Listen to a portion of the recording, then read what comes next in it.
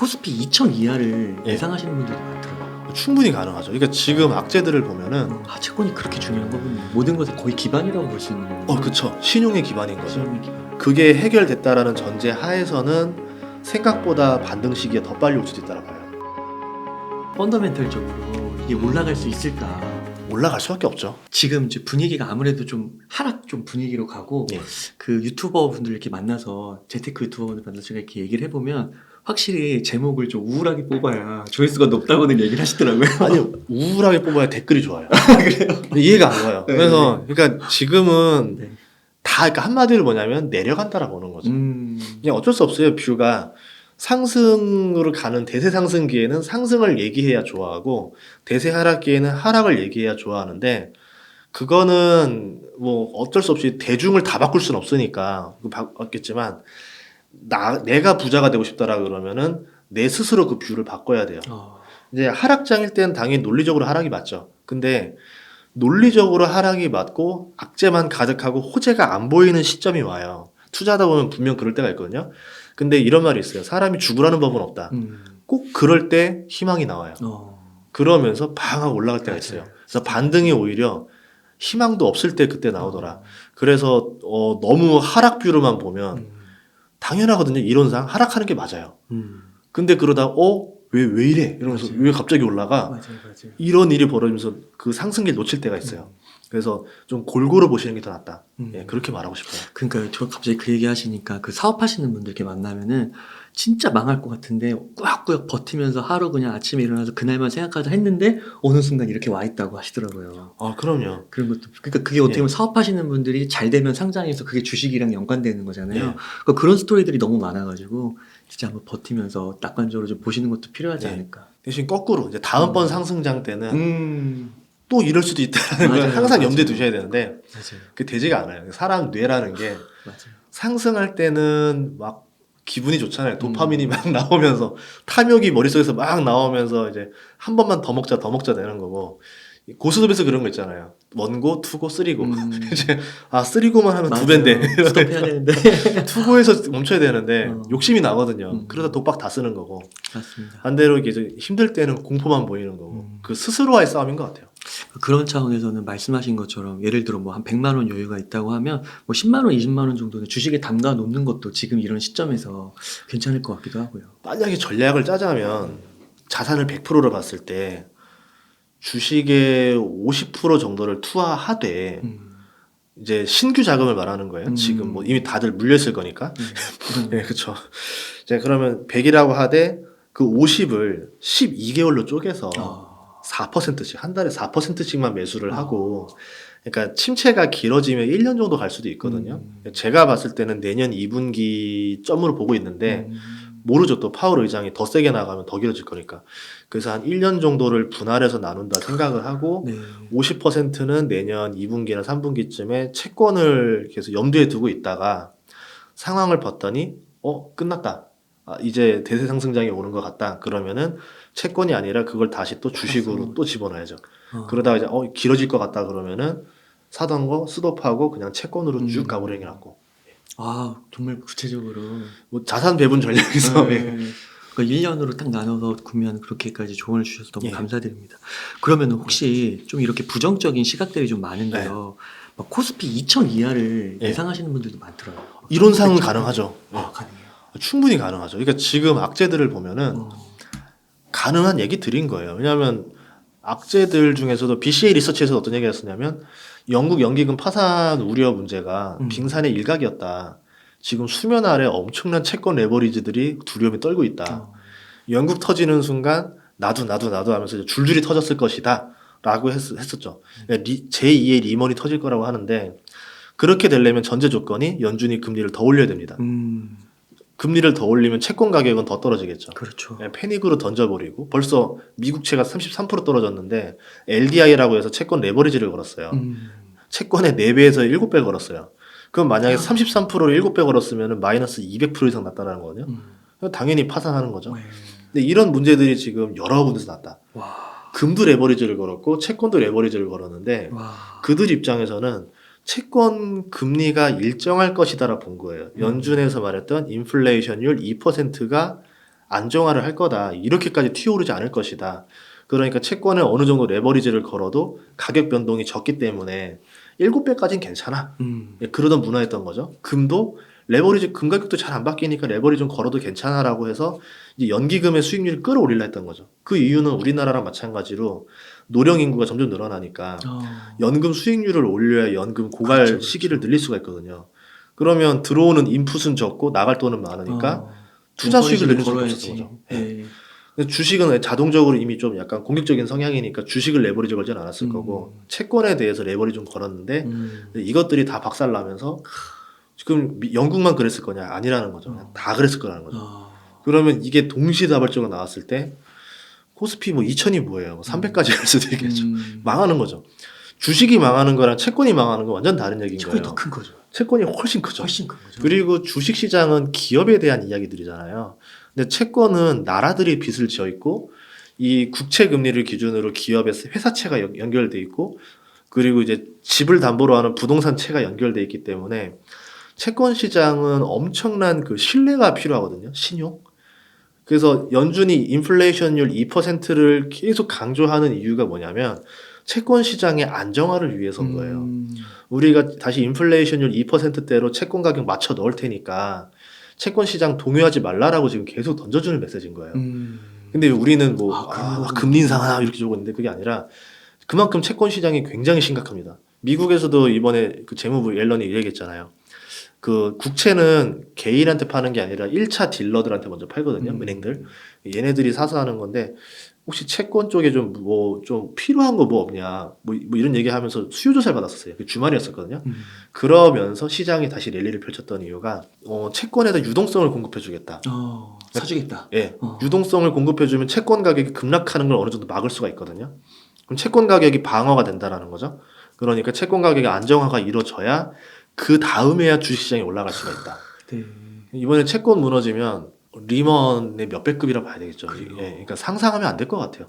그러면 연준이라는 입장에서 전 세계의 채권을 망가뜨리는 전략을 쓰진 않을 것이다라고 보는 게 지금 어떤 월가라든가 하는 얘기고 그래서 뭐 파월 의장이 말한 적도 없는데 뭐 이제 연준 피벗이라는 얘기가 나오는 이유가 그런 얘기들. 거기까지는 절대 안 되는 거니까. 그리고 주말에 연준 위원들이 뭐 자기들이 결정권이 있는 건 아니니까 말을 애둘러서 둘러 표현하자라고 하면은 금리를 더 인상했을 때 어떠한 영향을 끼칠지 알 수가 없다. 어떠한 스톰이 벌어질지 모르겠다. 그래서 한번 좀 올리고 좀 지켜봐야 되는 단계가 필요하지 않겠냐는 거는 주식시장을 해서 얘기하는 게 아니라 똑같이 그 얘기했거든요. 우리는 주식시장 관심 없다라 얘기했었어요. 그게 아니라 채권시장이 우려가 된다라는 표현이 아닐까 보고 있습니다. 영란은행도 막 채권 산다고 하고 예. 그래서 조금 시장이 안도하는 것 같기도 하고요. 예. 채권이 그렇게 중요한 거군요. 모든 것의 거의 기반이라고 볼 수 있는 거군요. 그쵸. 신용의 기반인 거죠. 신용의 기반. 그냥 채권이라는 게 존재하지 않으면은 거래라는 게 이렇게 활발해질 수가 없어요. 뭐 수리남에서 그 코카인 거래하듯이 직접 눈으로 보고 현금과 물건이 오가는 게 돼야 되는데 채권이라는 게 존재하기 때문에 신용이 존재하고 서로 외상 거래가 되고 이제 신용카드도 다 어떻게 보면 다 채권이잖아요. 이런 일이 벌어지는 거죠. 2000 이하로 이론적으로는 진짜 뭐 채권에 그런 리스크가 있기 때문에 그런 면을 봤을 때는 정말 2000이 뭐야 그 밑으로도 갈 수 있는 건데 그렇지만 또 너무 또 그렇게 볼 필요는 없는 부분도 있는 거고요. 보통 이렇게 우려가 크게 나왔을 때 이제 연준이라던가 중앙은행들이 정책을 바꿀 때가 많죠. 이제 그랬을 때 이러는 거죠. 다 망하게 할 것인가? 물가를 위해서 다 망하게 할 것인가? 아니면은 여기서 어떠한 좋은 전략이 없을 것인가? 근데 아까 말했던 대로 인플레이션율을 3%로 잡는 것 자체도 채권 시장에 좋은 영향을 주진 않을 거예요. 그러니까 가장 지금은 사들이는 형식으로 한다던가 빨리 물가가 잡히기 위해서 어떤 것들을 해야 되는데 제일 근본적인 문제가 러시아랑 중국이거든요. 그래서 비시나리오를 좀 더 깊게 보는 이유 중 하나는 뭐냐면 러시아는 전쟁을 끝낼 의지가 없어요. 지금 휴전도 단기 휴전을 원한다던가 이제 내년에 3월 지나고 늪지대 다시 다 좀 마르고 나서 하자. 그 이유는 러시아도 지금 병력을 많이 잃었어요. 30만을 동원해서 얘네들을 훈련시켜가지고 다시 정규군으로 제대로 이제 만들어 놓으려면 6개월 정도의 시간이 필요하거든요. 그래서 핵으로 겁을 주는 거죠. 핵으로 어느 정도 이제 겁을 좀 주고 벨라루스가 참전할 수 있다라고 하면서 우크라이나 군대가 벨라루스에 좀 묶여 있게 만들고 러시아 쪽이 그 점령 지역으로 못 들어오게 막는 역할을 해주는 거죠. 러시아도 근데 휴전이 아니라 계속 이렇게 시간 끄는 전략을 한다는 거는 여기서 멈출 의지는 별로 없는 것 같고 네. 중국도 이번에 사면임 때 대만에 대한 얘기라던가 안보라는 얘기를 90번 이상 외쳤다도 그래요. 그러면은 결국은 저거를 무력으로 해결하려고 하는 모습을 보일 건데 그때 미국이 어떻게 할 거냐. 예, 그런 우려들도 다 봤을 때는 지금의 시장이 막 좀 불안한 상태다 봐야 되겠죠. 그러니까 이게 뭐 밑으로도 열어도 두고 했지만 또 위로 올라가기도 한계가 예. 있어 보인다. 그래서 그렇게 역대급으로 어려운 장인 것 같아요. 역대급. 옛날에는 변수가 하나 있었어요. 수학으로 치면 X만 풀면 되는 거예요. 그리고 방정식에서. 글로벌적으로 공조를 했잖아요. X인데 조금 복잡해야 X 더하기 Y 연립 방정식인데 지금은 X, Y, Z가 아니라 A부터 한 H까지 있는 것 같아요. 여기서 뭐 하나 변수만 틀어줘도 값이 다 바뀌어 버리니까. 그래서 어렵다라는 못 맞추겠다는 장이 맞는 것 같아요. 그러면 조심스럽게 뭐 2023년 뭐 2분기 정도까지 경기 침체가 조금 급속도로 되고 경기 회복이 조금씩 되면서 한 2024년 정도 되면 그래도 좀 약간 그 정도 가면은 충분히 그때는 좀 오를 수 있다라고 확률이 굉장히 높다 이렇게 얘기할 수 있을까요? 그때쯤 되면은 문제가 좀 해결이 되겠죠. 근데 아까 말한 금융적인 문제만 보면 그때는 해결이 되겠죠. 근데 지정학적 리스크가 만약에 24년까지도 저러고 있다. 러시아랑 우크라이나가 24년에도 전쟁을 하고 있고 이제 중국은 항공모함 수를 더 늘려놓고 함재기도 더 늘리고 둥펑 미사일까지 완료시켰다. ICBM이 마하 17로 달려요. 그 얘기는 피할 방법이 없다는 거예요. 그러니까 지금 무기 기술을 보면은 방어 체계는 업그레이드 속도가 굉장히 현저히 느린데 공격 체계는 성장 속도가 너무 빨라요. 서로 방패 없이 칼 들고 싸우는 거예요. 그럼 미국이든 중국이든 전쟁하는 즉시 엄청난 서로 상호 피해를 받을 수밖에 없다. 이런 우려가 계속 남아있으면 경제가 좋아지기가 어렵죠. 왜냐하면 저 둘이 잡혀야 인플레이션이 해결되는데 그렇죠. 저 둘이 해결되지 않으면 고인플레를 2년 동안 계속 가는 거예요. 그러면 진짜 답이 없어져요. 그래서 그게 해결됐다라는 전제 하에서는 생각보다 반등 시기가 더 빨리 올 수도 있다고 봐요. 더 빨리 온다고요? 네. 해결되면? 예를 들어서 뭐 이번 4분기 안에 중국이랑 미국이 화해를 한다. 그리고 중국이 부양책을 막 낸다. 그리고 이제 뭐 러시아 전쟁 휴전했다. 휴전이 종전을 해버렸다. 땅땅땅 찍었다. 라고 하면 우리 입장에서도 인플레이션 문제 끝났네. 시간의 문제지. 한 3개월 내로 정상화 되겠지. 이러면서 물가도 잡히고 이제 원자재 투기애들도 쫙 다 빠져나가고 그리고 이제 증시도 이제 다시 좋아지겠지 하면서 다시 올라가겠죠. 지금 뭐 여러 문제들 있잖아요. 원자재 가격 때문에 제품 가격이 많이 올랐었던 건데 얘네들만 빠지고 나면은 제품 가격을 잘 안 떨어뜨려요. 그러면 다 이게 기업의 이익인 거예요. 그러면 가장 좋은 게 주식시장인 거죠. 이때는. 그러니까 그런 여러 가지 이슈들이 해결될 기미가 안 보여서 그게 뭐 2023년, 2020 계속 지연되면 사실 뭐 증시는 답이 없는 거고 그렇지만 그게 진짜 러시아 전쟁도 누가 예상을 했습니까? 그쵸. 거의 다 안 한다고 그랬었는데 터진 거잖아요. 그런 식으로 해소가 되는 순간 이거 뭐 6개월, 1년 문제도 아니고 바로 급반등할 수도 있다. 그래서 만약에 러시아, 우크라이나 종전했다는 뉴스가 뜨면 그때는 바로 그냥 반등 랠리 신호라 봐요. 사야죠 그냥.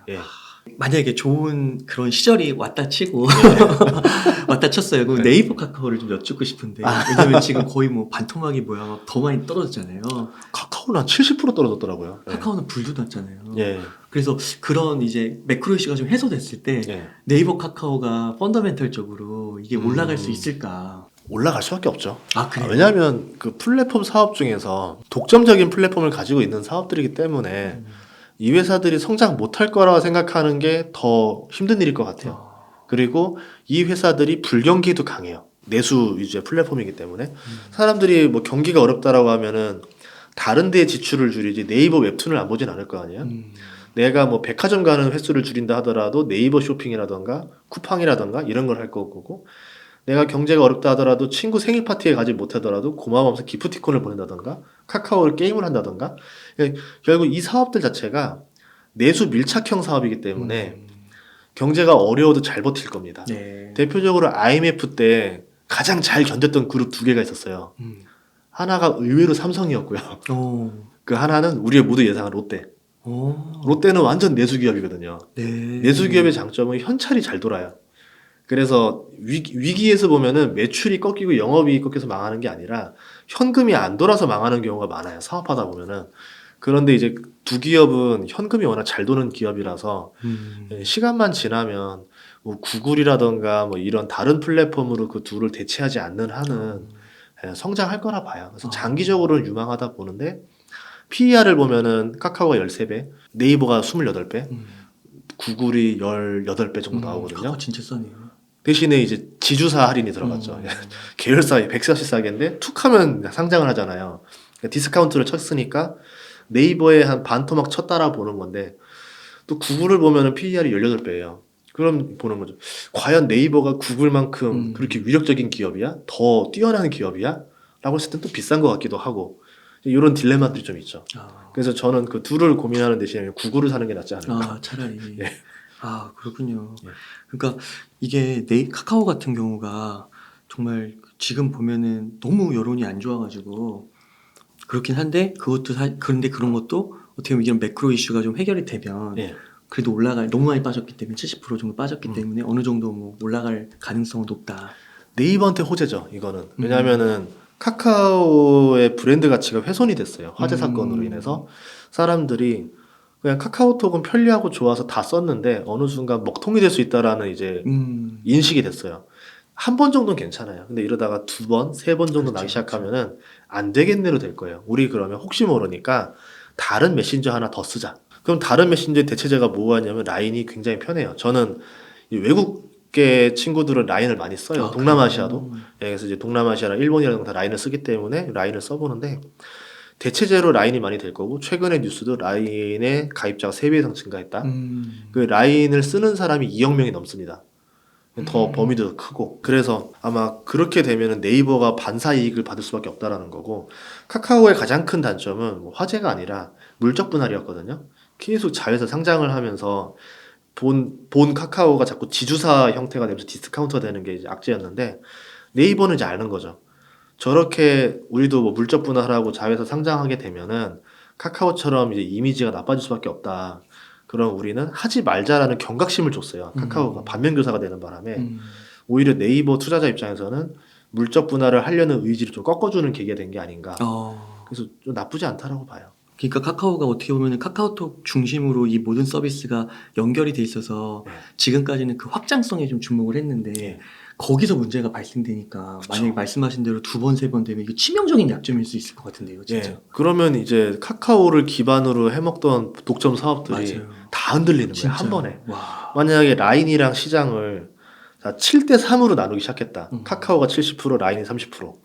그럼 옛날처럼 그런 독점 프리미엄은 다 빠지는 거죠. 그러면 네이버는 이제 반대로 카카오가 하고 있던 그 내수 사업들을 자기도 당착 네이버 대리 네이버 헤어 네이버 골프 생기는 거예요. 난리 나는 거죠. 대표님이 사퇴하셨더라고요. 인사하고 그만큼 심각했던 문제인 것 같아요. 그 정도의 그 이미지 훼손이었기 때문에 만약에 저는 그랬어요. 제가 만약에 카카오였다면은 여기서 뭐 통큰 보상을 한번 했었어야 된다. 뭐 물론 무료 서비스이기 때문에 보상을 해줄 의무는 아예 없어요. 그런데 예전에 삼성그룹이 많이 이런 걸 많이 모범을 많이 보여줬었거든요. 뭐 하나가 잘못됐으면은 그냥 그 기업을 국가에 헌납한다던가 뭐 그런 식으로 사람 입장에서는 뭐 저 사건 가지고 저렇게 보상을 크게 해 라고 하면 이미지 브랜드를 지킬 수가 있어요. 근데 카카오는 브랜드 가치가 굉장히 중요해요. 그러면 무형자산인 브랜드 가치를 보호할 수 있었겠죠. 근데 대표 사태로는 브랜드 가치를 지키기에는 조금 약한 패가 아니었을까. 우선은 이번에 사건 잘 마무리하고 뭔가 좀 더 개선된 신뢰를 보여줄 수 있는 행동이 있어야 되지 않을까 싶습니다.